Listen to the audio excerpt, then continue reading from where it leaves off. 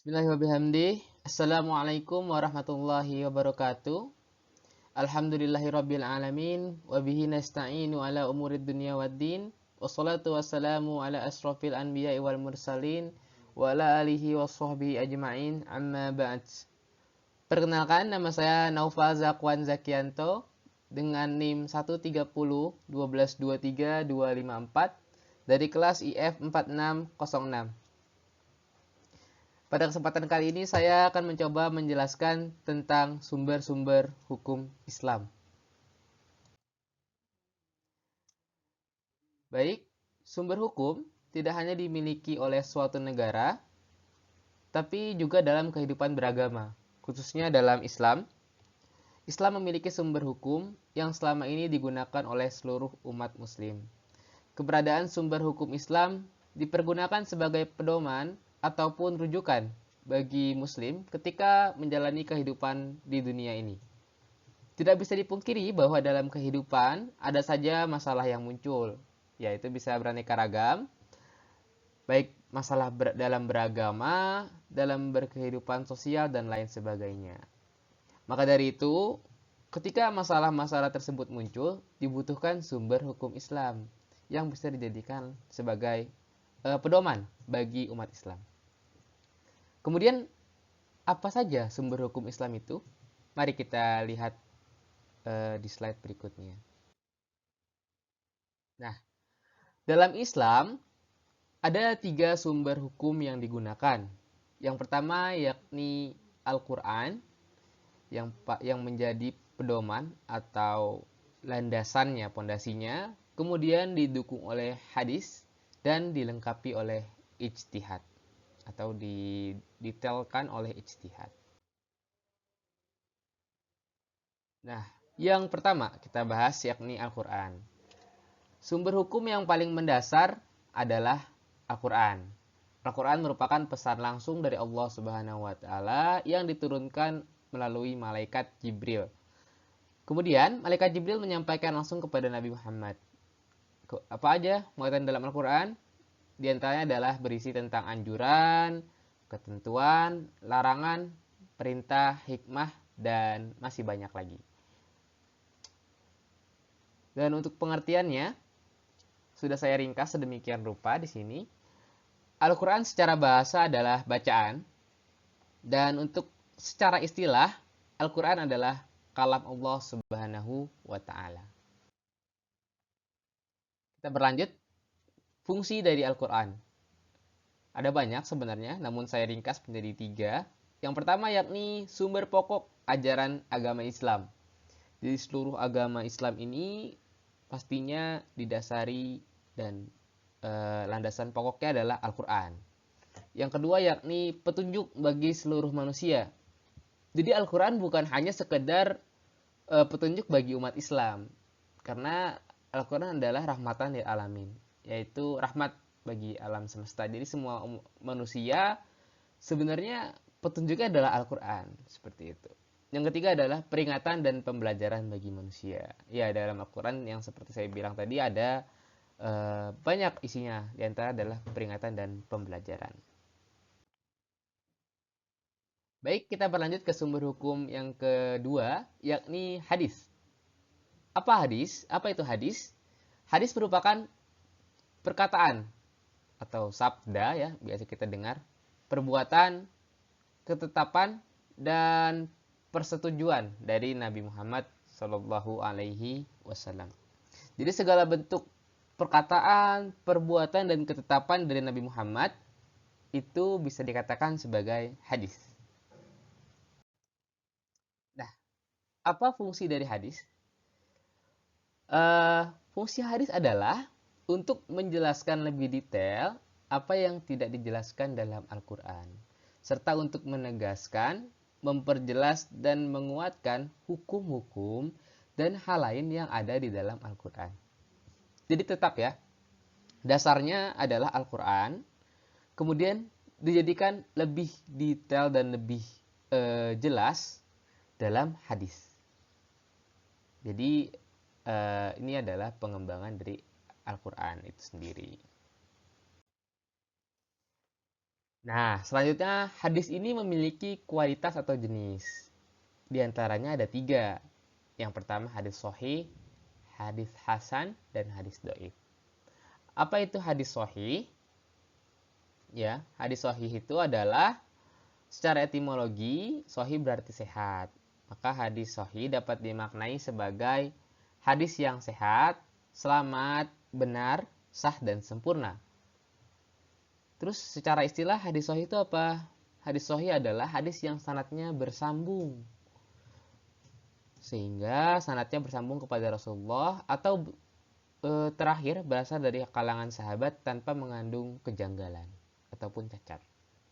Yang kedua adalah hadis hasan. Apa itu hadis hasan? Hadis hasan adalah hadis yang dinukilkan oleh orang yang adil dan orang yang kuat ingatannya, yang muttasil sanadnya, tidak cacat dan tidak ganjil. Dan yang ketiga adalah hadis doif. Apa itu hadis doif? Hadis doif secara bahasa doif itu artinya lemah ya. Maka dapat disebutkan hadis doif adalah hadis yang tidak kuat. Apa penyebabnya? Penyebabnya yaitu putusnya sanad atau kelemahan yang bersifat manusiawi dari para perawinya. Seperti lemahnya daya ingat, sering ragu, ataupun salah dalam menyampaikan sesuatu. Baik, yang ketiga adalah ijtihad. Ya, perlu dilihat di sini pengertiannya. Secara bahasa, simpelnya itu ijtihad adalah mencurahkan pikiran secara sungguh-sungguh. Kemudian secara istilah, ijtihad itu merupakan proses penetapan hukum syariat dengan mencurahkan seluruh pikiran dan tenaga secara bersungguh-sungguh. Nah, tentunya ijtihad ini harus punya dasar-dasar hukum ya yang mewakili yang menjadi landasan dan asal dari ijtihad itu. Apa saja yang digunakan? Yang pertama, yakni pastinya Al-Qur'an sebagai pondasi utamanya. Yang kedua, yakni hadis sebagai pondasi pendukungnya. Yang ketiga, ijma. Ijma ini adalah pemikiran-pemikiran ulama. Dan pokoknya ijma ini merupakan bentuk pemikiran yang berlandaskan dengan Al-Quran dan hadis tentunya. Nah, apa aja wilayah ijtihad? Ijtihad itu meliputi beberapa wilayah atau kondisi ya. Di sini saya kasih contoh, ada 3. Yang pertama adalah masalah-masalah baru yang belum ditetapkan nasnya oleh Quran dan hadis.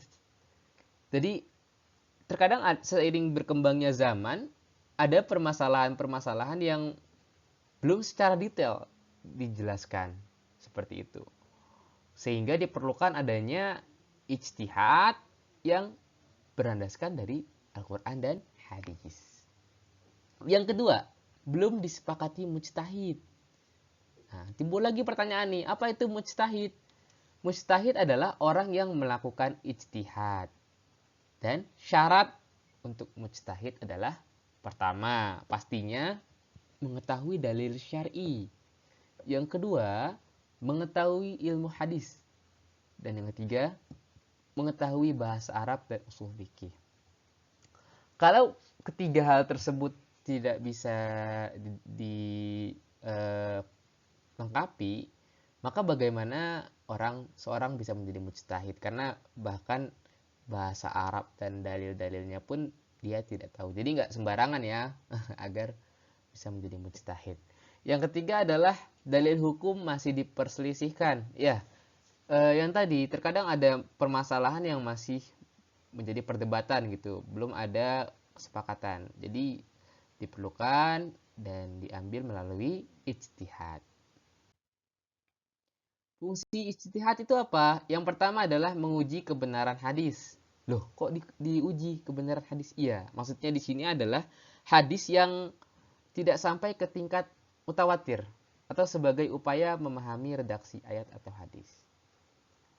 Nah, sudah disebutkan yang kedua adalah upaya memahami redaksi ayat atau hadis agar lebih jelas dan lebih tegas dan memudahkan masyarakat.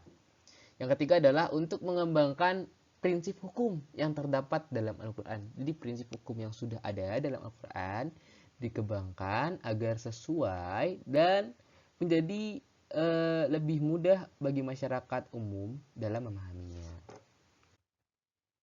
Baik, kita sudah sampai di tahap simpulan. Setelah kita sudah melihat slide sebelumnya, jadi dapat disimpulkan nih bahwa sumber hukum Islam itu ada tiga macam, yaitu pertama Al-Quran, yang kedua hadis, dan yang ketiga adalah ijma. Dimulai dari pondasinya yaitu Al-Quran, kemudian didukung oleh hadis, dan selanjutnya diperdetail oleh ijma dengan landasan Al-Quran dan hadis. Nah, masing-masing dari ketiga tadi itu memiliki peranan dan fungsinya yang beda-beda ya, dimana tiga hal tersebut tuh saling melengkapi dan selalu menjadi acuan dalam menyelesaikan serta membentuk hukum untuk kehidupan sehari-hari. Jadi kedepannya diharapkan nggak bingung lagi ya dalam tentuin apa sih sumber-sumber hukum Islam itu. Jadi ada tiga, yaitu Al-Quran, hadis, dan ijma. Nah, alhamdulillah kita sudah sampai di penghujung slide. Sekian mungkin yang dapat saya sampaikan. Jazakumullah khairan kafiran.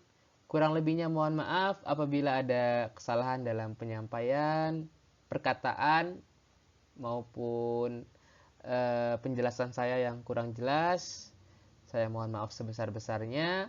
Segala hal yang benar datangnya dari Allah Subhanahu wa taala, dan segala hal yang salah datangnya dari kecerobohan saya sendiri. Semoga dapat bermanfaat. Kurang lebihnya mohon maaf. Sekian dari saya. Wabillahi taufiq wal hidayah. Wassalamualaikum warahmatullahi wabarakatuh.